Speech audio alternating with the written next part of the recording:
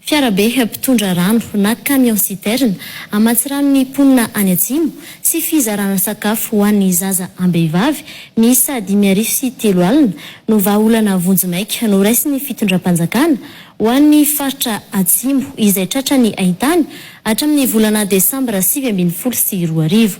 Etsy ankilany ihany koa dia iroso amin'ny fanomezana ny tosika arabola na ny vantsina kohonana ho an'ny tokantrano izay miisa 5 mahery ny ministeran'ny mponina.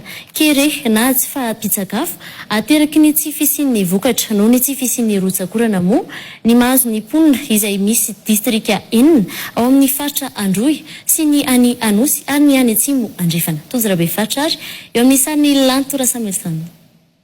Niverina ny paritaka eny anivon'ny tambazotra sosialy ny sary voalaza fa mampiseho ny kere any Atsimo.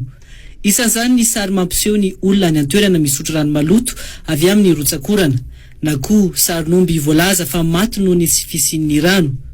Nambara ny mponina iray avy any an-toerana fa nanomboka tamin'ny volana Desambra no tsy nisy intsony ny orana tany Atsimo io ka maty avokoa ny volo rehetra. Ano tsy mahalegny na fanjava-bananay tsisy ke. Zombe misy fa hele lany izy io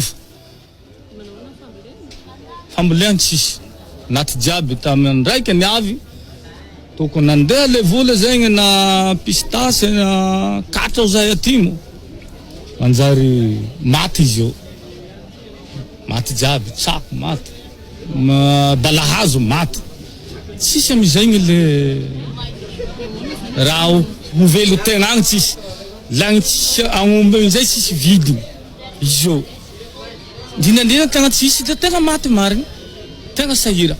Nisy ny vahaolana vonjimaika no raisin'ny gouvernemanta nandritra ny filan-kevitra omaly dia ny fandefasana fiarabe mpitondra rano na ny camion citerne amatsy rano ireo distrika 4 voakasiky ny Aitany sy ny tsy fahampinan-tsakafo. Isan'izany ny Aobetioky, Ambosary, Ampani, Tsiombe ary Ambovombe. Isy ihany koa ny fizarana sakafo ao be ho an'ny zaza amam-behivavy miisa 503. Amin'ity herinandro ity ihany Andriamatoa filoham-pirenena miaraka amin'ny ministera izay voakasiky izay resaka fitsinjovana ny sosialim-bahoaka izay ary indrindra fa ireo mpiara-miombonantoka rehetra dia ho hitantsika fa hiaraka hamonjy haina an'ireo vahoaka traboina rehetra any amin'ny faritra Atsimo na Atsimo andrefan'ny nosy Madagasikara. Ho an'ny ministeran'ny mponina manokana dia atomboka amin'ny herinandro ny fizarana ny vantsinankonana ho an'ireo fianakaviana miisa 805 tosika arabola omen'ireo fianakaviana sahirana noho ny ahintany any Atsimo. Ministeran'ny mponina moa zany dia amin'ny alalan'ny transfert monétaire izay rahantsika mahafantatra fa izay no andraikitra efa nataon'ny ministeran'ny mponina hatrany hatrany amin'ny fitsinjovana fanomezana ainga vao ho an'ireo tokantrano izay sahirana ireo dia hanome an'izany transfert monétaire izany atao amin'ny faran'ny herinandro ihany koa en raison de 70 000 ariary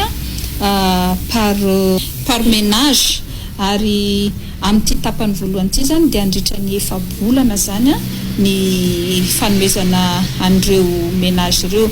Ny rarina dia ny tsy anaty fahasahiranana ny mponina malagasy ary zay no mahatonga anay hoe tsy hoe 4 bolana aloha jerena rehefa hita fa miaron-doha ilay ménage dia miankina amin'izay fiarenandohan'ilay ménage zany no hitsaharan'izay satria ny fanirian'ny ministeran'ny mponina dia ny ahaleo tena an'ny mponina malagasy fa tsy akin-doha amina fanampiana.